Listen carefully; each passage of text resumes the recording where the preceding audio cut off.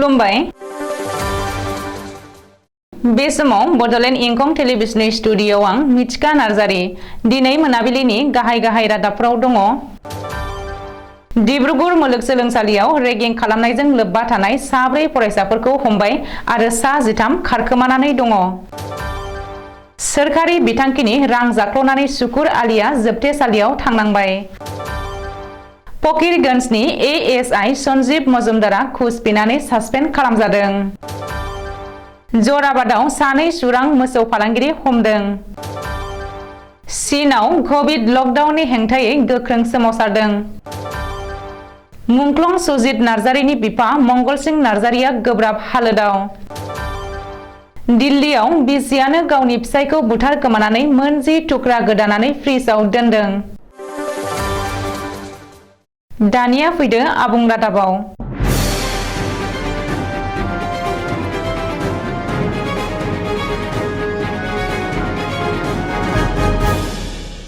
डिब्रुगढ़ मुलुगसोलोंसालियाव रेगिं खालामनाय जाथायजों लोब्बा थानाय साब्रै सेनियर फरायसाफोरखौ पुलिसा हमबाय। मख'नो गोनांदि सनिबारखालि हराव डिब्रुगढ़ मुलुगसोलोंसालिनि भद्रनाथ गहाय बरुवा हस्टेलनि नैथि खोलोबनिफ्राय गोग्लैनानै आनन्द शर्मा मुंनि सासे जुनियर फरायसाया गोब्राब जोखोम जादोंमोन। नाथाय नायबिजिरनायनि गेजेरजों बे जाथाया रेगिंनि थाखायसो जादों होननानै सोराङाव फैयो। डिब्रुगढ़ मुलुगसोलोंसालियाव गोदान फरायसाफोरखौ गिख्रंथाव रेगिं खालामनाय जाथाया रायजोनाङै सोमावग्लुंहोदों। ओरैहाय डिब्रुगढ़ मुलुगसोलोंसालियाव जानाय बे जाथायनि सायाव गोख्रों राहा लानो गिबि मन्त्रि डक्टर हिमन्त बिश्व शर्माया टुइटारनि गेजेरजों बिथोन होनायनि उनावनो पुलिसा नायबिजिरनो जागायो आरो हस्टेलाव सिग्रोमनानै रेगिं खालामनाय जाथायजों लोब्बा थानाय साब्रै फरायसाफोरखौ दिनै फुङाव एरेस्ट खालामदों। रिपर्ट बादिब्ला डिब्रुगढ़ मुलुगसोलोंसालिनि भद्रनाथ गहाय बरुवा हस्टेलाव सा 17 फरायसाफोरा रेगिं खालामनायनि अजद होनानै केस रेजिस्टार खालामनाय जादों। बेनिनो साब्रै फरायसाया हमजाबाय। नाथाय गुबुन सा 13 फरायसाया बे खौरांखौ सुजुनाय समहालागै खारखुमानानै दङ। बे गिख्रंथाव रेगिं खालामनाय जाथायजों लोगोसे मुलुगसोलोंसालिमानि माखासे बारग' फरायसाफोराबो लोब्बा थानायनि अजद सिखांदों। बेजों लोगोसे बारग' फरायसाफोरा सोरनि गनायथिजों हस्टेलाव हाबनानै फरायफुनाय फरायसाफोरखौ देहायारि साजा होनो हाखो होननानै सोंथि सिखांदों। ओरैहाय डिब्रुगढ़ मुलुगसोलोंसालियाव गिख्रंथाव रेगिं खालामनाय जाथायनि हेंथायै मुलुगसोलोंसालिनि फरायसाफोरा सोमावसारनाय हाबाफारि बानजायदों। मख'नो गोनांदि रेगिं खालामनाय जाथायनि सा 18 दायनिगिरि फरायसाफोरखौ मुलुगसोलोंसालिनिफ्राय एरख'बाय। बेजों लोगोसे बे जाथायनि गाहाय दायनिगिरि बारग' फरायसा राहुल छेत्रीखौ अरायनि थाखाय डिब्रुगढ़ मुलुगसोलोंसालिनिफ्राय होबथानाय जाबाय होननानै मिथिनो हादों। राजखान्थिनिफ्राय सावथुन मुलुगाव फैनाय ससियेल मिडिया स्टार सुकुर आलिया जोबथेसालियाव। सोरखारि बिथांखिनि रां जाख्ल'नानै जोबथेसालियाव थांनो गोनां जादों। कक्राझार जिल्लानि परबतजरा महकुमानि बेन्दोंआव थानाय मदाति भिजिडिसिनि चेयारमेन सुकुर आलिया। मख'नो गोनांदि बे बाराव सुकुर आलिया रायजो राजानि आखायाव गोग्लैदों। रायजो राजाफोरनि खुद्रिखांनायखौ नुनानै खुगा मुथेनानै सिरि थानो गोनां जादों सुकुर आलिया।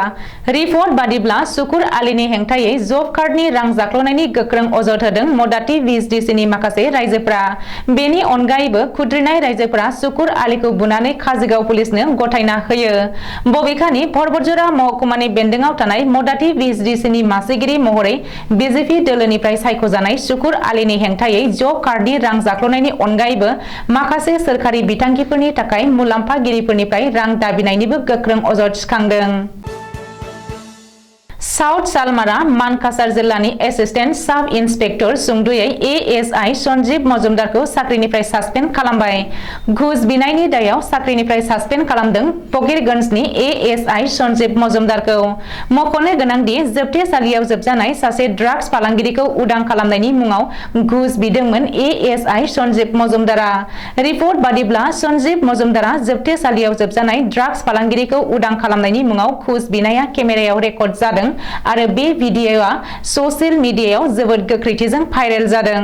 ससियेल मिडियायाव भाइरेल जानाय भिडिअ'खौ बिथा खालामनानैनो फकीरगंजनि एएसआइ सन्जीब मजुमदारखौ दिनै सासपेन्ड खालामनाय जायो।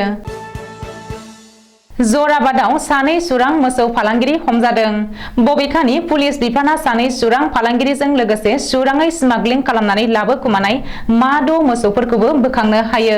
पुलिसा सुलुङाव फोरमायथिनाय बायदिब्ला स्रोद सुलुङाव खौरां मोननाय बायदियै पुलिस बिफाना जराबादाव सिग्रोमनानै गंसे गारिनिफ्राय मा द' मोसौफोरखौ बोखांनो हायो आरो गारि ड्राइभारजों लोगोसे हेन्डिमेनखौ पुलिसा एरेस्ट खालामो। हमजानाय सानै सुरां मोसौ फालांगिरिखौ आहमेद आली आरो मतियुर रहमान होननानै सिनायथिनो हादों। रिपर्ट बादिब्ला सुराङै मोसौ रोगानाय गारिया नलबारि जिल्लानि मुखालमुवानिफ्राय थांगासिनो दंमोन। नाथाय पुलिस बिफाना जराबाद सौहैनाय समाव पुलिसा इन्टारसेप्ट खालामनो हायो। नसुं हादर चीनआव गिख्रंथाव महर लाफिनदों महामारी कर'ना भाइरास। जाउनाव चीननि माखासे ओनसोलाव लकडाउन खालामनायजों लोगोसे कर'नानि गोख्रों गाइडलाइन फोसावनो गोनां जादों। नाथाय लकडाउन खालामनाय थांखिखौ गनायना लानो हायाखै मुलुगसोलोंसालिनि फरायसाफोरा। बेनिखायनो चीननि खुंथाय गोहोआव थानाय कमिउनिस्ट पार्टी आरो हादरगिरि शी जिनपिंनि हेंथायै रोजा रोजा नोगोरारि आरो फरायसाफोरा राजा लामायाव ओंखारनानै सोमावसारदों। रिपर्ट बादिब्ला रबिबारखालि चीनआव गोदानै 40,000 कर'ना पजिटिभ मोननायजों लोगोसे कर'नानि हारा जोबोद गोख्रैथिजों बांसिनदों। मख'नो गोनांदि चीनआव सरासनस्रा नोगोरारिफ्रा जोबोद खम बिबांनि हेंथा सोमावसारो मानोना चीनआव सरकारनि हेंथा बुंग्राफोरनि सायाव गोख्रों साजा दङ। नाथाय बे खेबाव बे आयेनखौ नेवसिनानै कभिड लकडाउननि हेंथायै गुबुन गुबुन मुलुगसोलोंसालियाव सोमावसारनायनि भिडिअ भाइरेल जादों। चीननि गुबुन गुबुन मुलुगसोलोंसालिनि फरायसाफोरा लकडाउननि हेंथायै गुबुन गुबुन स्लगानजों होस्रिखावदों आरो बेनार फेस्टुन लामा हेंथा सोमावसारदों होननानै मिथिनो हादों। बड'लेण्ड सोमावसारनायनि गिबिसिन मुंख्लं सुजित नार्जारिनि आंगो बिफा मंगलसिं नार्जारिया गोब्राब हालोदाव। मुंख्लं सुजित नार्जारिनि बिफा 65 बोसोर बैसोनि मंगलसिं नार्जारिया दिनै फुङाव हरखाब प्रेसार स्ट्रक जादों होननानै खौरां मोन्दों। रिपर्ट बादिब्ला मंगलसिं नार्जारिया दिनै फुंनि 6 बाजिसो रिंगायाव बाटिपारायाव थानाय गावनि आंगो न'आवनो प्रेसार स्ट्रक जानानै हरखाबैनो गोब्राब नोरजिया जादों।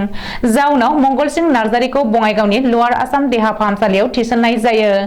ओरैहाय मंगलसिं नार्जारिनि देहाया थाबैनो गाहामाव फैफिननायखौ हास्थायनानै दुलाराय बर' फरायसा आफादनिफ्राय अबं गसाइनि खाथियाव आरज गाबहरो होननानै दुलाराय बर' फरायसा आफादनि फेसबुक पेजआव फोसावदों। बबेखानि मुंख्लं सुजित नार्जारिनि बिफा मंगलसिं नार्जारिया प्रेसार स्ट्रक जाना बङाइगावनि लवार आसाम हस्पिटालाव फाहामथाय लानाय खौरांखौ मोननाय लोगो लोगोनो बिटिआरनि गाहाय प्रमद बर'आ दिनै लवार आसाम हस्पिटालाव फैनानै मंगलसिं नार्जारिनि देहायारि हालोदनि खौरां लाफैदों। दुलाराय बर' फरायसा आफादनि गाहाय नेहाथारि खनिन्द्र बसुमतारी आरो लोगो आफादगिरि खोरोमदाव औवारिनि दैदेननायाव मिरु एबसुनि मोनसे हानजायाबो लवार आसाम देहा फाहामसालियाव थांनानै मंगलसिं नार्जारिनि लोमजानाय देहानि सायाव खौरां लाहैयो होननानै मिथिनो हादों। हादरनि राजधानी दिल्लीयाव आथिखालाव मोनसेनि उनाव आरो गुबुन मोनसेबाव सोमोनांथाव दाय मावनाय हाबाया सोराङाव फैदों। आफ्ताबनि मार्डार केसनि उनाव आरोबाव मोनसे गोदान मार्डार केसआ सोराङाव फैदों। सानजा दिल्लीनि भान्डव नगराव बे जाथाया जादों। जाथाया थांनाय जुन दानाव जादोंमोनब्लाबो पुलिसनि नायबिजिरनाय रिपर्टआ दासो ओंखारदों। पुनम देवी मुंनि सासे आइजोआ गावनि लोकेन्दा फिसाज्ला दीपकजों लोगो नांनानै गावनि फिसाय अन्जन दासखौ निसा दौग्रोनानै बुथारगोमादोंमोन आरो मोनजि थुख्रा गोदानानै न' सिंनि फ्रिजआव दोनबाय थादोंमोन आरो सानफा एफायै मनायाव लाङै लाङै बेदर थुख्राखौ गारहैबाय थादोंमोन। गावसोरनि न'खरनिफ्राय जेबो गोमानायनि पुलिसनो कमप्लेन होआखैमोनब्लाबो बायजोनि डास्टबिनाव गारहोनाय बेदर थुख्राखौ नोजोर गोग्लैनानैनो जायगानि सुबुंफोरा पुलिसनो खिन्थानायाव उनाव पुलिसआ बेदर थुख्राखौ फरेनसिक लेबरेटरियाव आनजाद नायनानै सासे हौवा मानसिनि बेदर होननानै रोखा जायो। बेनि उनाव सीसी केमेरानि जोहै पुलिसआ पुनम देवी आरो फिसाज्ला बाथुल दीपकखौ हमनानै सेबनायाव पुलिसआ बिसोरनि फ्रिजआव मोन 6 थुख्राखौ बोखांनो हादों। पुलिसआ सेबनायाव फिसाज्ला बाथुल दीपकआ फोरमायनाय बायदिब्ला बुथारजानाय बिफा बाथुल अन्जन दासआ सा 8 गथ'फोरजों लोगोसे बिहाराव थानाय बिसि गिबिनोबो रां हरखोमाबाय थायोमोन। बेखायनो न'खराव नांलाय खमलाय जाबाय थायोमोन।